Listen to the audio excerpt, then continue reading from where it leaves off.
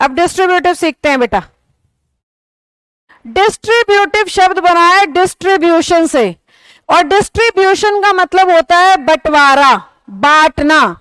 तो ऐसे शब्द जो नाउन की जगह आते हैं और बंटवारा दिखाते हैं, जैसे कि ईच, ऑल, नन, एनी, या फिर आइदर, नाइदर और बोथ, ये वो शब्द हैं बच्चों जिन्हें हम नाउन की जगह लगाते हैं।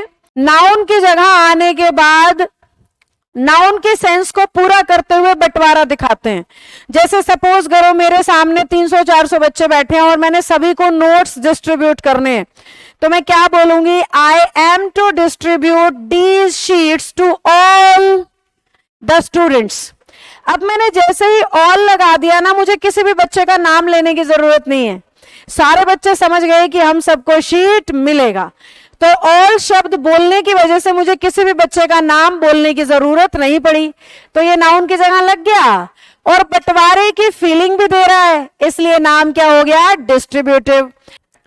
ये है डिस्ट्रीब्यूटिव प्रोनाउन। कितने? 7।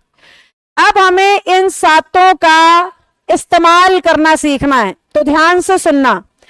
ईच हम इस्तेमाल करते हैं 2 या 2 से ज्यादा के लिए, यानी बहुत सारे लोगों को दिखाने के लिए। ऑल भी बहुत सारों के लिए, नन भी बहुत सारों के लिए, एनी भी बहुत सारों के लिए। अब ध्यान से मेरी बात सुनना। ऑल का मतलब होता है सारे, जितने भी हैं। नन का मतलब होता है सारों में से कोई भी नहीं। नन का क्या मतलब है? सारों में से कोई भी नहीं। एनी का क्या मतलब है भाई? सब में से कोई एक। आइदर 2 के लिए आता है, नाइदर 2 के लिए, बोथ भी 2 के लिए, पर सेंस और यूज का फर्क होता है। आइदर मीन्स 2 में से कोई एक, नाइदर मीन्स 2 में से कोई भी नहीं, और बोथ का मतलब दोनों। समझ गए?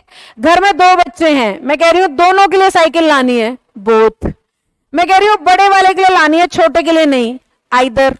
दोनों में से एक के लिए आएगी, एक के लिए नहीं। नाइदर मतलब दोनों में से किसी के लिए साइकिल नहीं आएगी भाई। घर में 3 बच्चे हैं, तीनों को साइकिल चाहिए, तो ऑल लगाएंगे। तीनों में से किसी को साइकिल नहीं मिलेगी भाई, तो नन लगाएंगे। तीनों में से किसी एक को ही साइकिल मिलेगी, तो एनी लगाएंगे।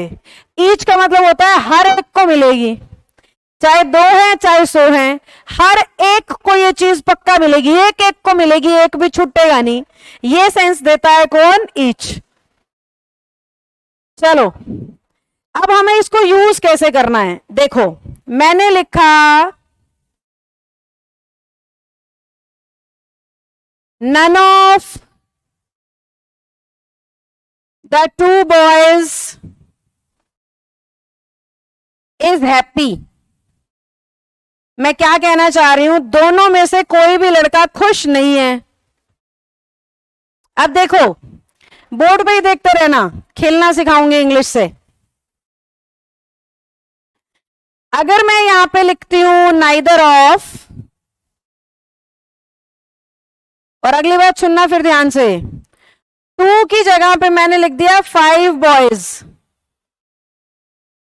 क्या बन गया बच्चों sentence? Neither of the 5 boys